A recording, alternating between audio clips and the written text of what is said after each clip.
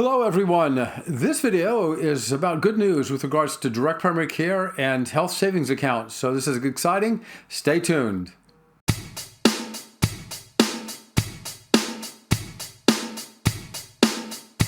Welcome again. Recent legislation, the One Big Beautiful Bill Act, signed July 4th, 2025 by President Trump, has exciting one page in there about direct primary care and health savings accounts. Direct primary care, you know what that is. That's the practice that we engage in where we don't deal with insurance companies, that we simply contract with the patient and with nobody else. An HSA, a health savings account, is an account where you can fund, and the money you have in the HSA can only be used for qualified medical expenses. Now, why would you put money in this HSA account? The reason is it's money that's put in there is pre-tax money. Also, the money that grows in an HSA grows without taxation. And when you take money out to buy something, it doesn't get taxed either. When you take money, as long as it's a qualified medical expense. The caveat is the only way you can create and then fund your own health savings account is if you have a high deductible health plan. That is an insurance health plan where the deductible, at least in 2025 for an individual, is at least $1,650 as a deductible.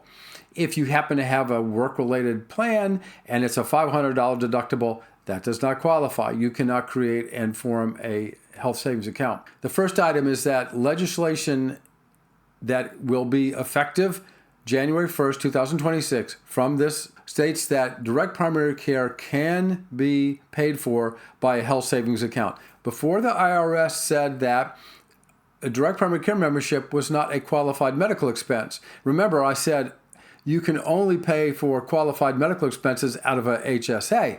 Well, now it's been codified. The membership with a direct primary care practice is a qualified medical expense, which is great. We've been trying to get this type of legislation passed for several years now.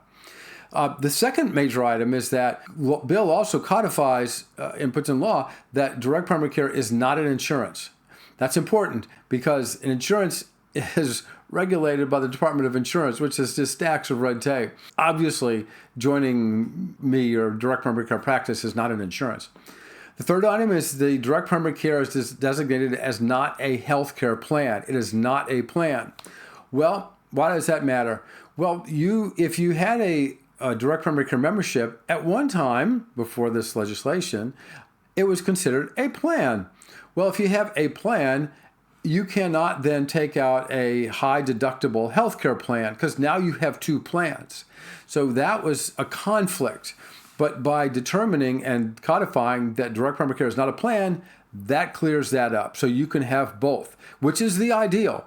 To have a catastrophic insurance policy, that's the cheapest, any type you can get, or you can get a health share. But if you're going to get an insurance policy, it's going to be you want the catastrophic stuff, the high deductible part, if you will. Then you can still then also have a membership in a direct primary care, and they do not conflict. So that's great. The next item has to do with an employer can have cover their employees with a high deductible policy, so it's relatively inexpensive. But more importantly, the employer can provide actually not insurance, but actually healthcare access to their employees by signing up all the employees for a direct primary care practice. So the employees are covered for big ticket, bankrupting, catastrophic items. But on top of that, the employee also has the benefit of being part of a direct primary care practice if the employer so chooses. The last part, which is just as good, if you do have a high deductible policy and you are spending, or any policy that has a deductible, and you are spending some of your dollars on a direct primary care membership, that goes towards the deductible. All right, that goes to it because it's been recognized as a qualified medical expense. So all these things have kind of come together in a good sense and made things a whole lot easier. So we're excited about this. Again, it takes effect January 1st, 2026, but it's great news, and we can really expand what we do, and we're going to help improve healthcare. All right, thanks for listening. Bye now.